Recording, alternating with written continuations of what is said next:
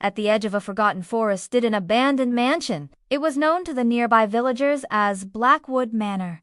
They whispered of strange lights flickering in its windows and chilling screams echoing through the night. No one had entered the house for decades, until one rainy evening when 4 friends dared to venture inside. They were Ethan, Mia, Liam, and Sophie. Armed with flashlights and a camera, they pushed open the rotting front door. It creaked loudly, and a cold gust of wind swept through the hall, as if the house itself was breathing. Inside, the air smelled of mold and decay. Cobwebs hung from the ceiling and old portraits lined the walls. The eyes of the painted figures seemed to follow them as they stepped deeper into the house. Suddenly, the sound of footsteps echoed from the second floor. Trying to be brave, Ethan climbed the staircase.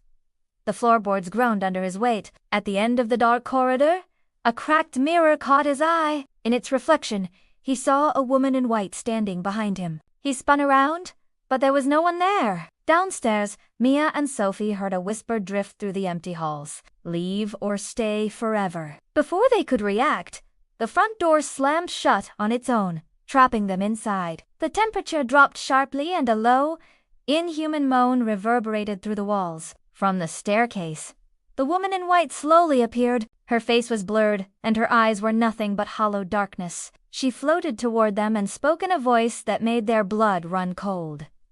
"You woke me from my sleep. Now you will never leave." The friends were terrified, but they refused to give up. They ran through the dark rooms, desperately searching for an escape. But the house seemed to be a maze, and the closer they got to the windows or doors, the more they heard the woman's voice whispering, "Stay with me forever." Just when they lost all hope, they found a small, dusty book hidden in one of the portraits. Its pages were filled with strange symbols and incantations, and then they saw it.